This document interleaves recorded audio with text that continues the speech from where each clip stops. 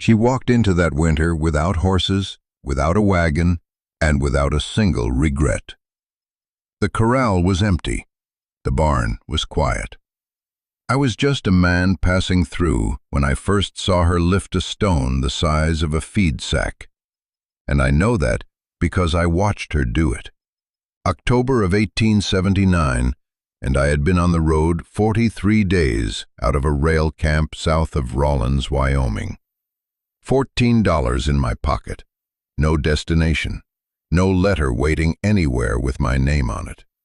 Just the weight of a battered brass compass on a leather cord looped through my left belt loop, swinging against my hip with every step my horse took. I had been moving so long that stopping felt like a skill I'd forgotten, like writing in cursive or sleeping past dawn. The Bitterroot Valley opened up around me like something the earth had been keeping secret. Montana in autumn is a different country. The cottonwoods along the creek had gone gold, and the sage smelled sharp enough to taste, and the mountains to the west still had snow on them from a storm that came early and never quite left. I rode through it without a plan, because I didn't have one. I was 34 years old, and I had never stayed anywhere longer than a season. Then I saw her place.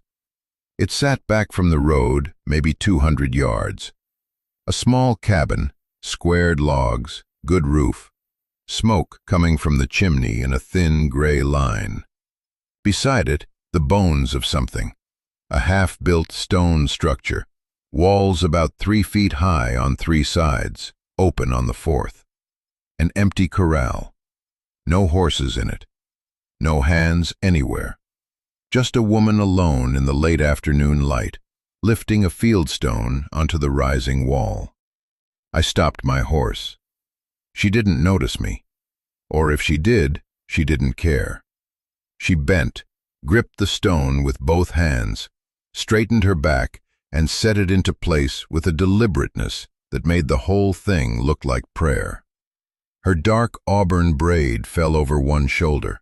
Her faded green wool coat was dusted pale at the elbows. She wiped her hands on her heavy brown canvas skirt and reached for the next stone. I sat there on that road for longer than I should have. Her name was Eleanor Cahill. I didn't learn that from her. I learned it from Frank Pardo at the general store in Stevensville, 3 miles south, where I stopped that evening to buy tobacco and a tin of coffee. Frank was behind the counter, wire-rimmed spectacles sitting low on his broad nose, his unlit clay pipe held between 2 fingers like he'd forgotten it was there. He had the look of a man who'd been in the valley long enough to own opinions about everyone in it. I asked about the woman with the stone wall. Frank set his pipe down, thumbs hooked into his leather suspenders, feet planted wide.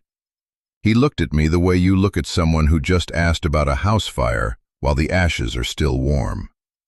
Eleanor Cahill, he said. Husband Thomas died of fever 2 winters back. She's got 50 acres of good grass and a proved-up claim. Had 2 sound horses until 3 weeks ago. Had. She sold them both to a freighter passing through Missoula. $90 total for 2 horses that were worth more than that, and she knew it. Every dollar went to pay for a sledge load of cut fieldstone hauled up from the creek bluffs south of her property. She was building a lambing shed, by hand, alone, in October, with winter 8 weeks away and no animals left to pull a plow or a wagon or her own body out of a snowdrift. Frank shook his head. A woman without horses out here is a woman waiting to die. He said it like he was reading a headstone he'd already carved. The whole valley thought she'd lost her mind. That's what Frank told me, and Frank was not a man who exaggerated. He said the neighbors had offered to help, 2 or 3 of them, and she'd turned every one away. Said she didn't need charity. Said she'd manage. There was a rancher east of her property.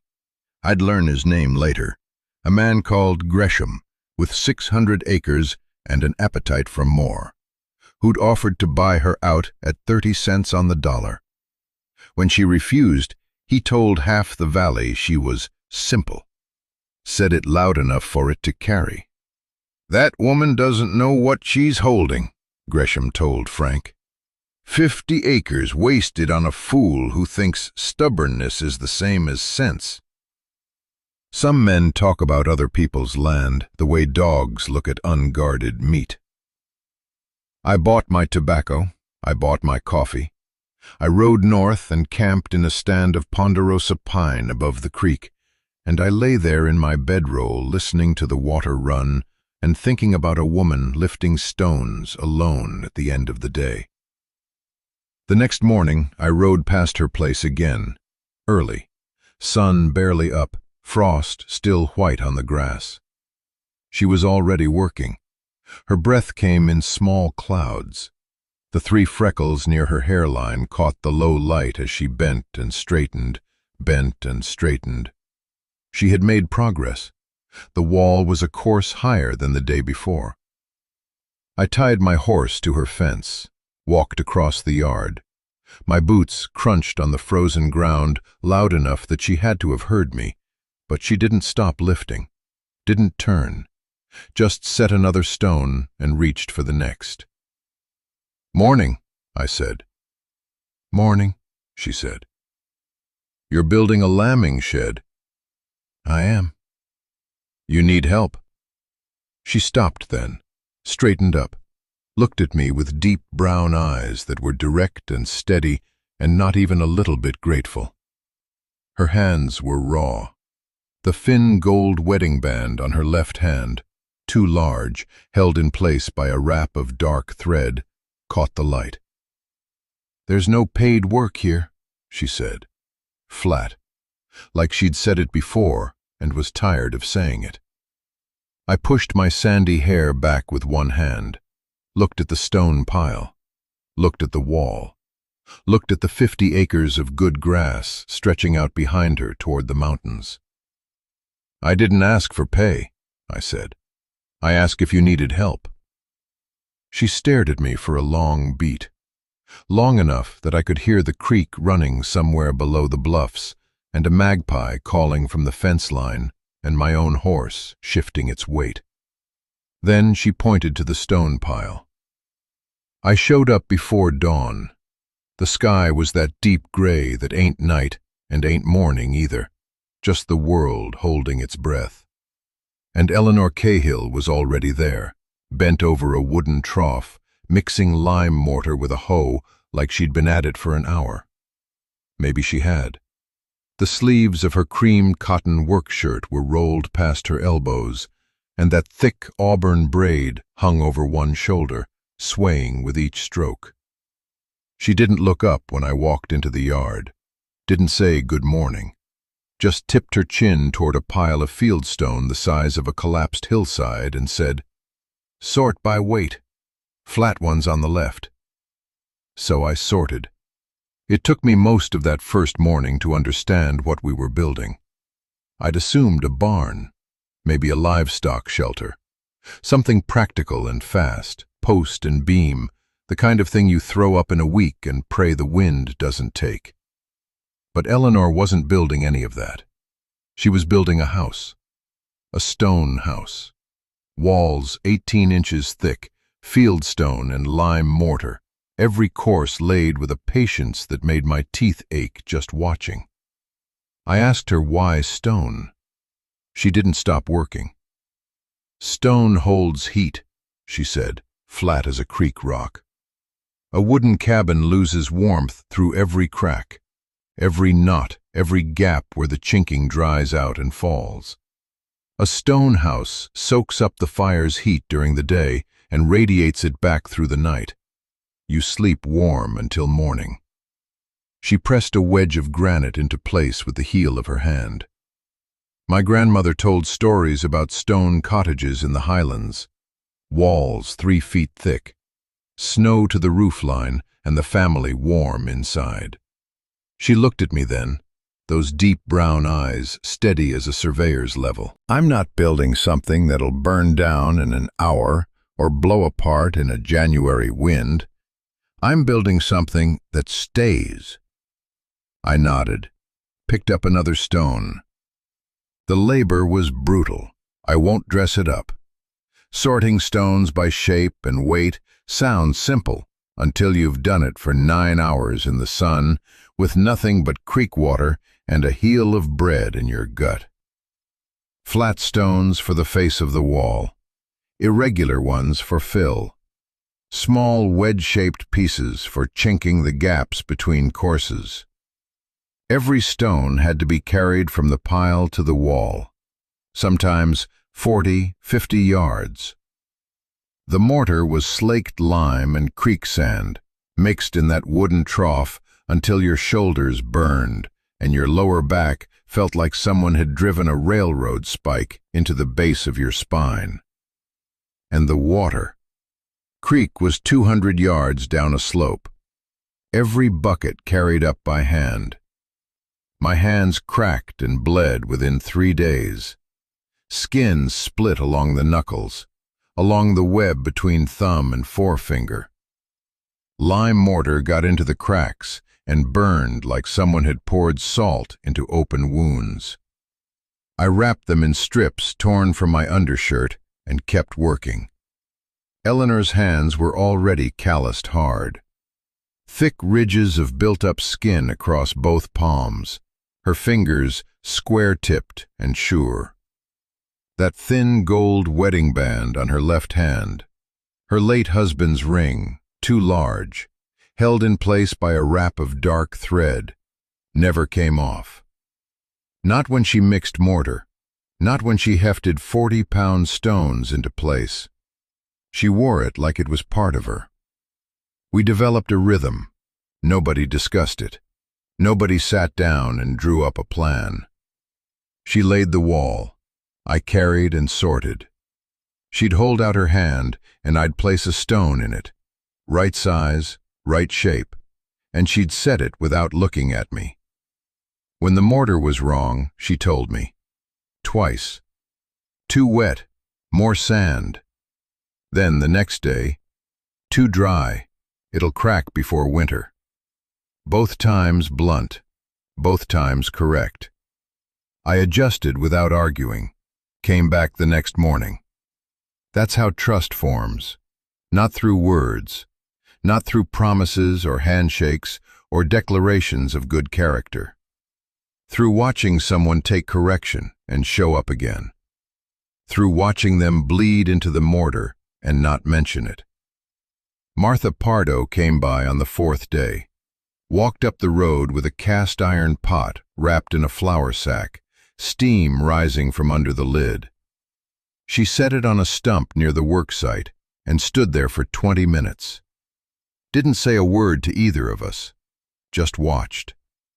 Her pale blue eyes sharp behind those silver-streaked wisps escaping from that tight bun. That tiny birthmark on the right side of her jaw catching the light. Hands folded in front of her, head tilted like she was listening to something neither of us could hear. She left without a word, but that evening, Frank told me later, she said something to him while he was cleaning his spectacles at the kitchen table. He hasn't asked her a single question about herself. He just works. Frank grunted. Martha tucked her handkerchief back into her sleeve cuff and added, "That's how you know." Frank didn't ask what she meant. He knew. Somewhere in the 2nd week, Eleanor started talking. Not about herself, about the stone. How granite holds heat differently than sandstone. Denser, slower to warm, slower to cool. How a south-facing wall built with dark stone absorbs the low winter sun, soaks it up all day, keeps the interior warm past midnight. How you angle the window openings to catch morning light without letting in the north wind. I listened. I didn't interrupt. I didn't ask where she'd learned it, or why she knew so much, or what had happened to the man whose ring she wore. The information was enough. The information was her way of letting me in. Every fact about thermal mass and mortar composition was a door cracked open an inch wider. At night I slept in her barn on a horse blanket, my battered brass compass looped through my belt, my coat pulled over me like a second skin. She didn't invite me into the cabin. I didn't ask. $15 worth of work by then, at least. Not a dollar exchanged. Not a dollar mentioned. At the end of the second week, I was laying out stones for the next morning's course, and I realized something that stopped my hands mid-reach. I hadn't thought about leaving in 4 days. Hadn't calculated the distance to the next town, hadn't checked which direction the road ran, hadn't felt that old familiar pull in my chest that said move on, keep going, don't let the roots take hold. I didn't say this out loud. I picked up another stone. 3 weeks into the build, the walls were chest high and the first frost came overnight, turning the creek edges to glass. I noticed the edges of the water that morning when I went to fill the kettle. Thin, clear ice lacing the shallows like something fragile trying to hold on. The air had a bite to it now that hadn't been there a week before. I stood there with the kettle in my hand and watched the sun hit that ice and thought about how fast a season can turn on you in Montana. One day you're sweating through your shirt. The next day the world is trying to freeze itself shut. The valley watched us. I don't mean that in some poetic way. I mean people rode past. Slowly. 2 ranchers came by on a Tuesday, their horses stepping careful along the ridge trail, and they stopped at the edge of Eleanor's 50 acres like they were inspecting cattle at auction. Big men, weathered. They sat their saddles and looked at the half-built walls, looked at Eleanor with her dark auburn braid over one shoulder and her hands raw from mortar, and they made their offer. A draft horse, good stock, on credit. Fair terms, they said. Eleanor stood straight-backed with her arms crossed, that thin gold wedding band wrapped in dark thread catching the light on her left hand. I don't take debt, she said. They looked at each other, then at me, then back at her. Ma'am, you can't run a claim without stock. I'm not running a claim, I'm building a house. They left shaking their heads. One of them muttered something I didn't catch. Eleanor didn't watch them go. She was already mixing the next batch of mortar. I'd been running for 6 years by then. Rail camps outside Omaha, cattle drives up from Texas, line shacks in Wyoming where the wind came through the walls like the walls weren't there. Seasonal work on ranches that didn't want to know my name, just whether I could swing a hammer and show up sober. I had $14 in my pocket and a battered brass compass on a leather cord looped through my left belt loop that hadn't pointed me anywhere worth staying. 43 days on the road before I'd walked onto this land. 6 years. I'd never stayed anywhere longer than a single season. Spring somewhere, summer somewhere else, fall in a different territory, winter in whatever town would have me. I kept moving because stopping meant deciding, and deciding meant caring, and caring meant losing something eventually. Eleanor was the opposite of me. She had chosen one place and would not leave it, even if it killed her. I could see it in the way she set each stone, deliberate, permanent. Every rock she placed was an argument against the world that told her to quit. She wasn't building a house, she was building proof. Then came the warm spell. 3 days in late October, when the temperature climbed and the frost pulled back, and the mortar would set properly if we moved fast enough.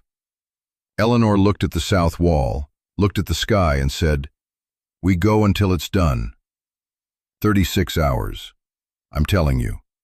36 straight hours of lifting stone, mixing mortar, setting each piece and leveling it, and moving to the next. We worked through the night by lantern light. We worked through the next day. We worked through the second night. At hour 30, Eleanor's hands were shaking. Not a little tremor. Her whole forearms were quivering, and the mortar knife kept slipping in her grip. Her fair pink skin was flushed dark across both cheekbones. Her thick auburn hair had come loose from the braid and hung in her face. She did not stop. I watched her set another stone with hands that could barely close around it, and I understood something I couldn't name yet. Something about what a person looks like when they have decided that the alternative to finishing is dying. Something about how the most stubborn thing in the world isn't a man with a grudge. It's a woman who's been told she can't. We finished the south wall at dawn. The mortar held. Eleanor sat down on the ground with her back against the new wall and closed her eyes and didn't move for a long time. I sat on the half-built east wall, ate a cold biscuit, watched the light come up over the ridge and turn the sage silver. After a while, she climbed up and sat beside me, took a biscuit from the cloth. We ate in silence for a minute. The creek made its sound. A hawk circled somewhere east. "Where are you from?" she asked. Those deep brown eyes, direct and steady, looking right at me. "Everywhere and nowhere," I said. She looked at me, really looked. "That's not an answer." "I know." She didn't push. She bit into her biscuit and looked out at the valley. That was the first real personal thing that passed between us. Not the words, the silence after. Then Harlan Briggs rode out. Soft man, town suit, clean boots that had never touched mud deeper than a puddle. He came on a rented horse he clearly didn't know how to handle, and he dismounted like he was climbing off a piece of furniture. Territorial land agent. The kind of man who carries a ledger instead of a conscience. He walked Eleanor's 50 acres like he owned them, looked at the walls, looked at the bare ground. No horses, no plow, no planted crop, no livestock. He pulled out his ledger and made notes with a pencil he licked before every stroke. "Mrs. Cahill," he said, and the way he said it dripped with that particular contempt small men, save for women, they think should have given up already. "The Homestead Act requires proof of productive improvement. A pile of rocks isn't improvement." He smiled, actually smiled. "You're a woman alone on 50 acres with nothing to show for it. I'd suggest you consider Mr. Winslow's offer. He's buying valley parcels at a fair price. More than fair, considering." Considering. That word did a lot of heavy lifting.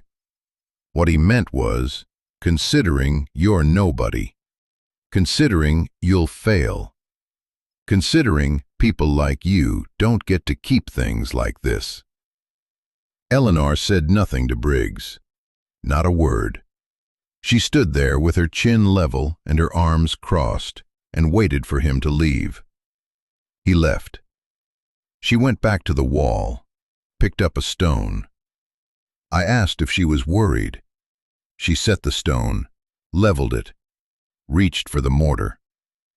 "A house is improvement," she said. "I just have to finish it." Harlan Briggs, the land agent from town, had ridden out and told Eleanor her claim could be challenged if she couldn't prove productive use of the land without livestock. She said nothing.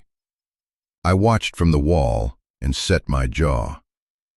November deepened, and the first real snow fell. 2 inches that melted by noon, but carried a warning in the wind. The kind of warning you feel in your knees before you see it in the sky.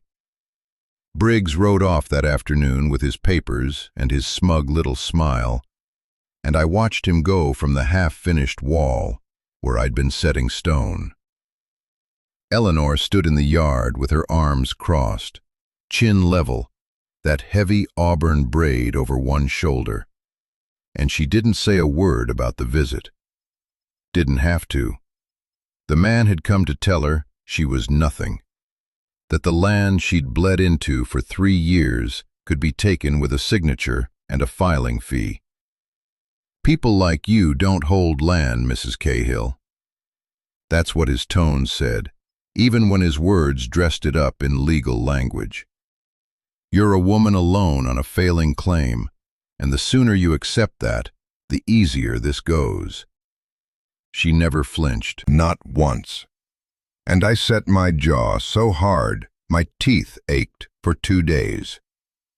But the land agent's visit did one thing.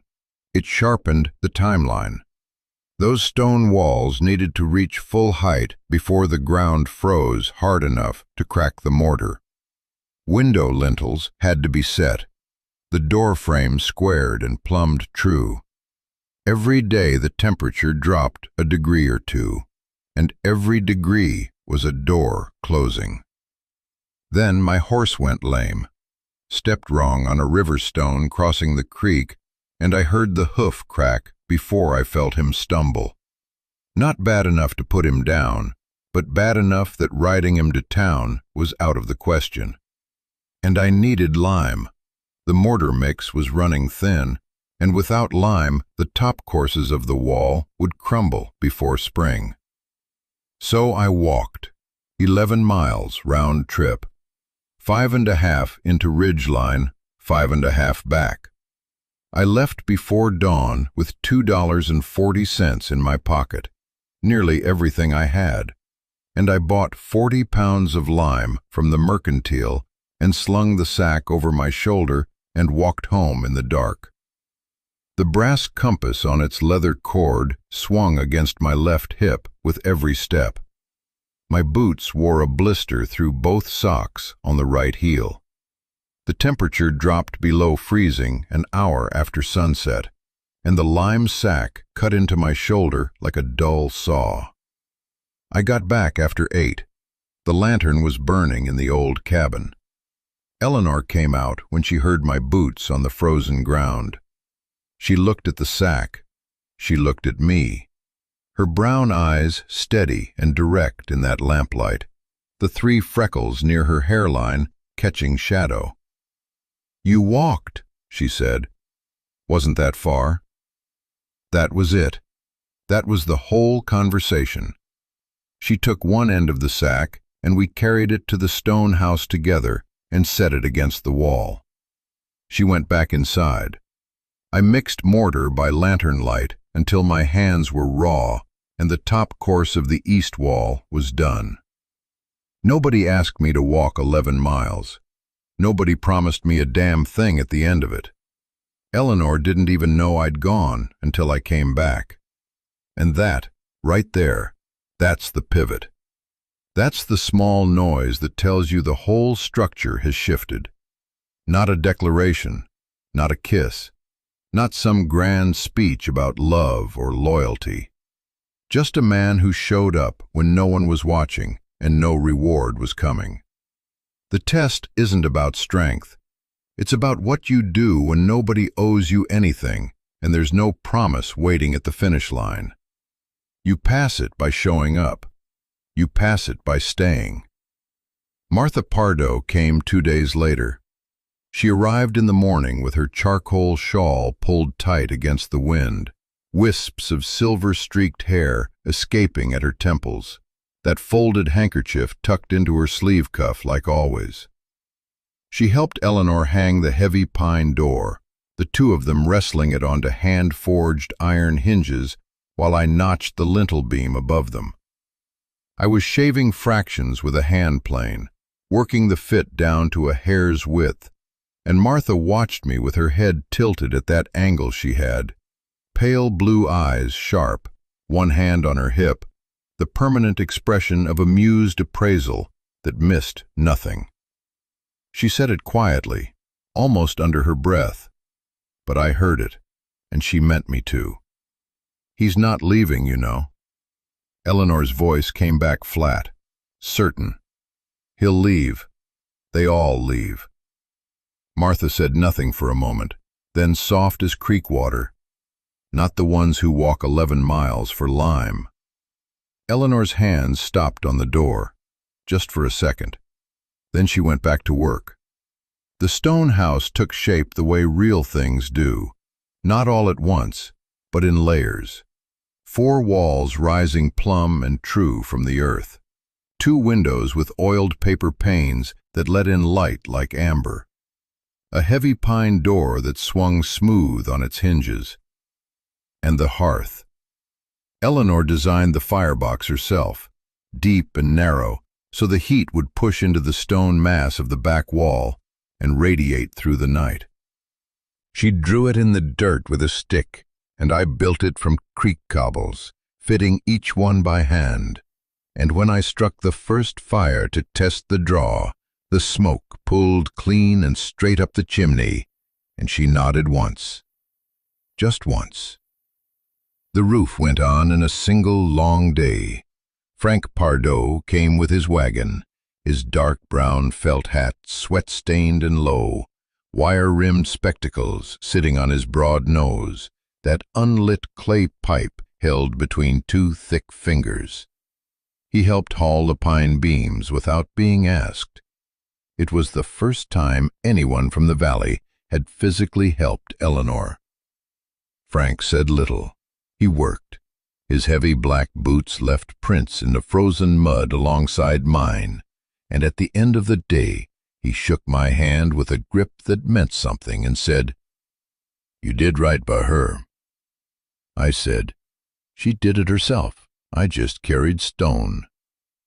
Frank looked at me for a long moment. Then he nodded, the way men nod when they understand something they won't say out loud. The roof went on, rough-cut pine beams and sod over plank, and Eleanor stood inside the stone house for the first time, runs her hand along the interior wall, and said nothing. The thin gold wedding band on her left hand, wrapped in dark thread to keep it from slipping, caught the last light through the oiled paper window. She closed her eyes. Caleb stood in the doorway and did not enter until she turned and looked at him. And I knew exactly what she was feeling because I felt it too. That feeling lasted about 3 weeks. The blizzard hits the first week of December. 3 days of wind that buries fence posts and kills cattle across the valley. I've seen bad weather. Spent a January in Nebraska once where the snow came sideways for 2 days and I thought I'd lose my ears. But this was something else. This was the kind of storm that makes you understand why people pray. It came from the northwest. You could see it building on the horizon all morning. A wall of gray so dark it looked like the mountains had gotten up and started walking toward you. The temperature dropped 40 degrees in 6 hours. By noon, the wind was screaming through the canyon like a train with no tracks. And by 2 o'clock, you couldn't see the barn from the cabin. Couldn't see your own hand if you held it past the porch rail. Every rancher in the valley boarded up and prayed that night. Every single one. Eleanor didn't pray. She planned. We'd been watching the sky for days. She read weather the way some people read books, not guessing, but interpreting something written in a language most folks never learned. 2 days before the storm hit, she told me to start moving firewood into the stone house. Not some of it, all of it. A week's worth, stacked along the interior wall. We hauled water in every barrel and jug she owned. Dried elk meat, flour, salt, coffee, a cast-iron Dutch oven, 2 bedrolls, a deck of cards she kept in a tin box on the kitchen shelf. We moved into the stone house the morning the wall of gray appeared. The old cabin groaned in the wind that first night. You could hear it from inside the stone walls, the wood flexing, the boards popping, the whole frame arguing with a force it was never built to withstand. But inside the stone house, it was silent. Not quiet, silent. The walls absorbed the sound the way they absorbed the fire's heat, and the interior stayed warm. Not comfortable exactly, but livable. You could sit without shivering. You could sleep without waking every hour to feed the fire. Exactly as Eleanor predicted. I'll tell you something about stone that most people don't think about. Those walls we built, 18 inches thick, river rock and clay mortar. They're thermal mass.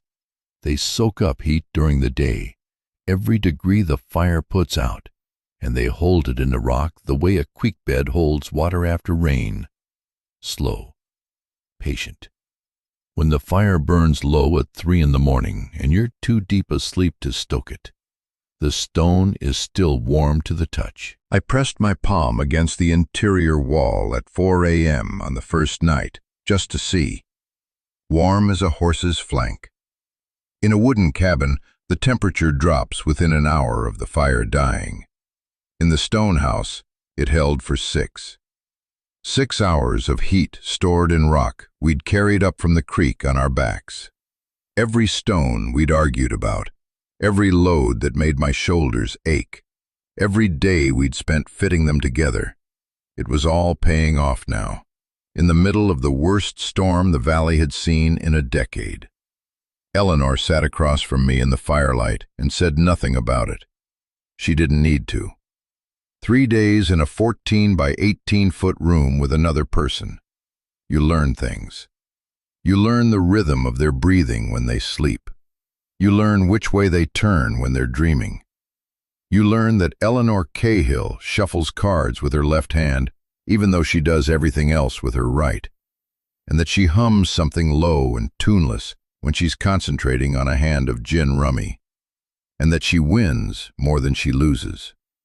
She taught me to braid rope on the second afternoon, her strong hands working the strands with a patience I couldn't match, that thin gold wedding band catching firelight, the one wrapped in dark thread to keep it from slipping off. I kept losing the pattern, and she kept correcting me without any frustration at all, just steady repetition until my hands figured it out. Somewhere in the second evening, with the wind still howling outside like something alive and angry, I told her about my father's farm in Ohio, the 60 acres outside Chillicothe, the barn that caught from a lantern in August when I was 19, how I stood in the yard and watched everything burn, the barn, the house, the fences, the corn, and how my father sat down in the dirt and never really stood back up. How I left 3 weeks later with $14 in my pocket, and I'd been moving ever since. 15 years of moving, ranch to ranch, job to job, never staying long enough to lose anything because I'd already lost everything once, and the math seemed clear. First time I'd told anyone. The words came out rough and plain, like pulling nails from old wood. And when I finished, she didn't say she was sorry. Didn't say anything comforting or soft. She just looked at me with those deep brown eyes, direct and steady, and nodded once. That nod was worth more than anything anyone had ever said to me. On the second night, Eleanor fell asleep sitting up against the stone wall. Her dark auburn braid had fallen forward over her shoulder, and her hands were still loosely holding the rope she'd been braiding, and her chin had dropped to her chest, the way it does when sleep takes you without permission. The fire was low. The stone was doing its work, holding heat in the walls like a promise kept. I pulled a wool blanket from the stack and draped it over her shoulders. Careful, slow. My hand brushed her shoulder through the fabric of that faded green wool coat, and I felt the warmth of her, and I pulled my hand back like I'd touched the stove. That was the closest we had been. Not in distance. We'd been 3 feet apart for 2 days.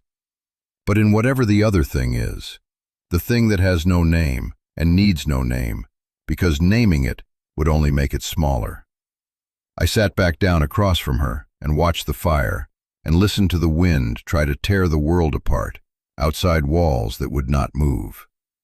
The storm broke on the third morning. I knew before I opened my eyes. The silence was different.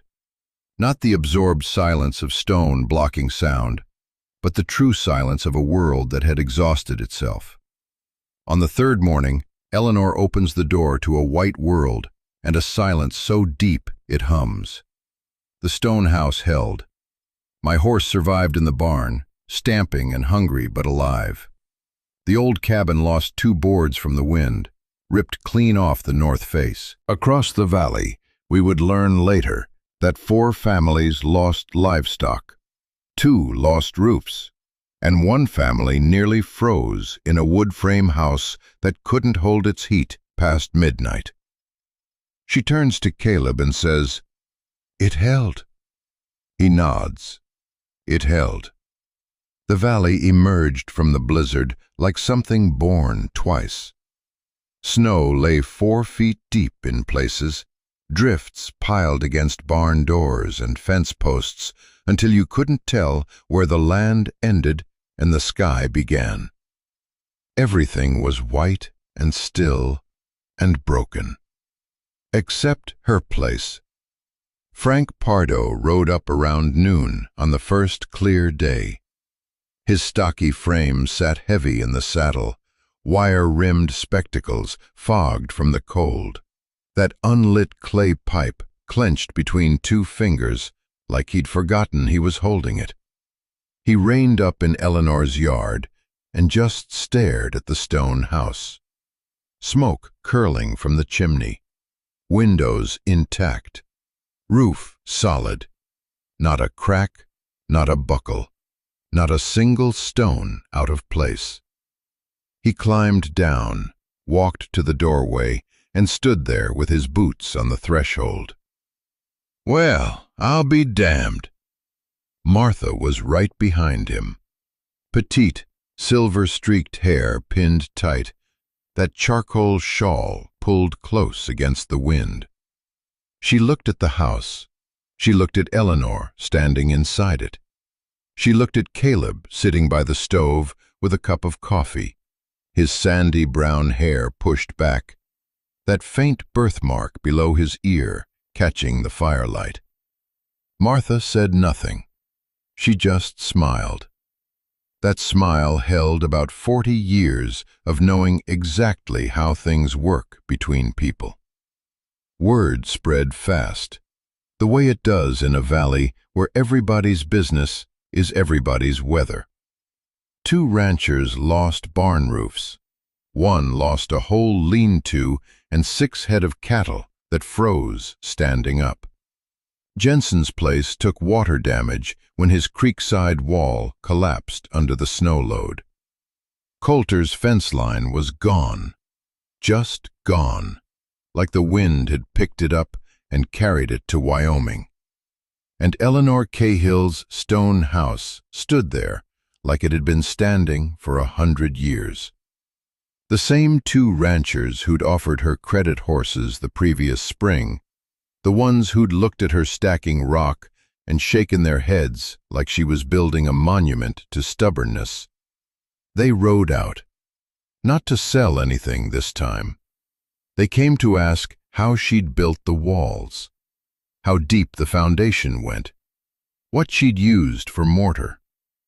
She showed them, walked them around the whole structure, pointed out the lime mix, the drainage trench, the way the stones locked together at the corners. Her dark auburn braid hung over one shoulder, her hands steady and sure as she traced the joints. She did not say, "I told you so." She didn't need to. The house said it for her. Then Harlan Briggs showed up. I want you to picture this man riding onto Eleanor's property with a new assessment tucked under his arm and his face looking like he'd swallowed a wasp. Because that's exactly what happened. Briggs, the same territorial assessor who'd told Eleanor her claim was tenuous, who'd practically gift-wrapped her land for Winslow with his preliminary paperwork, who'd looked at her like she was a woman playing at something she didn't understand, that Harlan Briggs had to stand in her yard and admit the stone house constituted permanent improvement under the Homestead Act. Her claim was secure. He said it fast, like speed would make it hurt less. handed her the proof document. Couldn't meet her eyes. Mentioned something about updated county records and adjusted valuations. The kind of bureaucratic mumbling a man hides behind when he knows damn well he was on the wrong side. Eleanor took the document, walked inside, set it on the mantel without reading it. She didn't need to read it. She'd built the proof with her own hands, stone by stone, in 90-degree heat and driving rain, and every kind of doubt a person can carry. A piece of paper was just the world catching up to what she already knew. Briggs left quickly. Good. Get off her land. That afternoon, Caleb fixed his horse's tack. He did it quietly, out in the barn, the way a man does something when he doesn't want to think about what it means. Checked the cinch strap, oiled the bit, rolled his blanket tight, and tied it with the leather cord he kept looped through his left belt loop, right next to that battered brass compass. His pale gray eyes stayed on his hands the whole time. Eleanor watched him from the cabin doorway, arms crossed, chin level. That thin gold wedding band, her late husband's ring, wrapped in dark thread to keep it from sliding off, catching the weak winter light. She said nothing. This was the fear. Both of them knew what had happened between them somewhere in the middle of hauling stone and mixing mortar and sleeping on opposite sides of a wall that held against everything the sky could throw at it. They knew, and neither one of them would name it, because naming it meant risking it, and they'd both lost enough to know exactly what risk tasted like. Next morning, Frank Pardo found Caleb at the general store in town. Caleb was buying provisions for the road: flour, salt pork, coffee. The supplies of a man pointed somewhere else.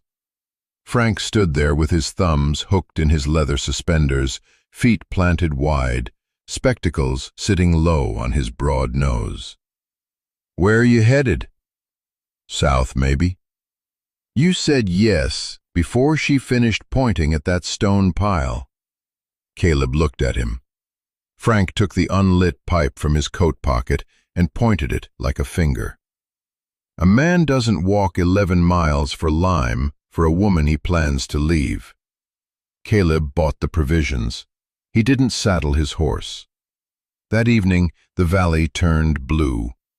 Winter dusk in Montana doesn't fade. It settles, like something heavy lowering itself onto the land. The mountains went dark first, then the ridgeline, then the snow took on that deep blue color that makes everything look like it's underwater. Eleanor stood at the fence line, the fence she'd strung herself 3 years ago, with wire she'd paid for with butter money and posts she'd cut from trees she'd felled alone. Her breath came in small white clouds. Her dark auburn hair caught the last light. Caleb walked up beside her. His boots crunched in the snow. He stopped about a foot away, close enough to touch. Neither of them did. She said, "You could go now. The work is done." He said, "I know." Neither of them moved. That night, Eleanor asks Caleb to come inside the stone house. Not the barn, the house. She stood in the doorway with the lantern behind her, and the light caught the auburn braid over her shoulder and the gold ring wrapped in dark thread on her left hand. She didn't explain. She didn't soften it. She said one word: "Stay." Not a question, not a plea. A decision she'd made somewhere between the fence line and the door, or maybe she'd made it weeks ago and was only now letting it out into the air where it could be heard. Caleb stood in the yard with his hands shoved into the pockets of his tan canvas coat, the brass compass on its leather cord hanging from his left belt loop, and he looked at her. She looked back. Those deep brown eyes, direct and steady, same as the first morning he'd seen her splitting wood alone. He stepped inside. She closed the door. That was it. No kiss, no embrace. Just the sound of wind cut off by stone walls they'd stacked together, and two people standing in a room that smelled like wood smoke and dried sage, choosing each other without saying another word about it. The fire popped. The lantern glass hummed. Caleb set his hat on the table. Eleanor pulled out a chair for him and then pulled out one for herself, and they sat across from each other and drank coffee that had gone cold an hour ago, and neither of them minded. I remember thinking the door sounded different when it closed. Heavier, final, like it meant something it hadn't meant before. Spring came slow that year, the way it does in Montana when the mountains don't want to let go of the snow. Caleb had $14 when he rode onto Eleanor's land. By March, he had less than that, minus provisions, plus what he'd earned cutting timber through the worst of winter. He did the math on a scrap of brown paper one evening, then folded it and put it in his coat pocket, and didn't say anything about it for 2 weeks. Then he rode to town and bought a young draft horse, a big bay mare, 3 years old, sound in all 4 legs. He paid everything he had and led her back on a rope behind his saddle horse, up the creek road, past the stone walls, into the yard where Eleanor stood in the doorway with her arms crossed and her dark auburn braid catching the wind. "You bought a horse," she said. "We bought a horse," he said. First time he said we. She heard it. He saw her hear it. Her chin stayed level, her posture straight-backed and deliberate the way it always was, but something shifted behind her eyes. She uncrossed her arms. She walked down the steps and put her hand on the mare's neck and didn't say another word. And that was enough. They married in April at Martha and Frank Pardo's kitchen table. Martha served cake she'd baked that morning. Frank witnessed, standing with his feet planted wide, thumbs hooked in his leather suspenders, his wire-rimmed spectacles sitting low on his broad nose, and his unlit clay pipe held between 2 fingers. The ceremony was 4 minutes long. Eleanor wore her cream cotton work shirt. Caleb wore his gray wool Henley, washed for the occasion. Martha stood by the stove with her charcoal shawl pulled around her shoulders, and her pale blue eyes sharp and watchful, that permanent expression of amused appraisal on her face. And after it was done, she said one thing. "Shortest wedding I ever saw. Longest courtship." She said it with her hands folded in front of her, head tilted slightly, and Frank laughed so hard his spectacles slipped down his nose. The years after that don't need telling in order. They happened the way years do on a ranch, one season pressing into the next until you can't remember which winter was which, only that you got through all of them. They added 30 acres, built a second room onto the stone house, then a third. Raised horses, good ones, the kind that people rode 40 miles to look at. Eleanor taught Caleb the stone and mortar method properly, showed him how to read the grain of the rock and set each piece so it locked against the ones beside it. And he built a stone barn with his own hands that still stands. When he finished it, he hung the battered brass compass on a nail by the front door of the house. He didn't need it anymore. He knew exactly where he was. In 1884, the hardest winter in Montana Territory history came down like a fist. Cattle froze standing up across the territory. Ranchers lost everything: buildings, stock, hope. The stone house held held the way it always held, because Eleanor had built it to survive what the land could throw at it. Other ranchers had started building stone walls by then, following her design. She never charged for the knowledge. She just showed anyone who asked, patient and precise, her strong hands demonstrating the placement while the men watched and learned. She gave away what she knew because she understood something most people don't, that knowledge hoarded is knowledge wasted, and a valley full of stone houses is stronger than one. 28 years later, Caleb sits on the porch of the stone house, expanded now, 2 rooms added, grandchildren's voices somewhere behind him, and holds Eleanor's hand in the evening light. He is in his early 60s, still lean, still wiry, the sandy brown hair gone silver now, but worn the same way, shaggy past his ears. The pale gray eyes under those straight low brows haven't changed. The birthmark on his neck, the freckles across his nose, same.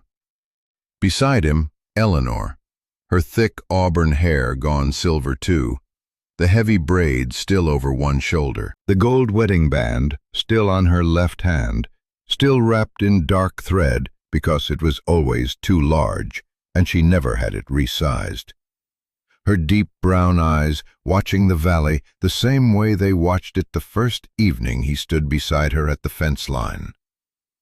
The valley spreads out below them, same valley he rode into with $14 and no destination. The creek catches the last of the sun. The mountains hold up the sky. He thinks about the road south he never took. He thinks about the barn door in that February storm, the way she said his name, the sound of the house door closing behind him the night she said, "Stay." She walked into that winter without horses, without a wagon, and without a single regret. I walked in behind her. I'm still here. I never did find a reason to leave.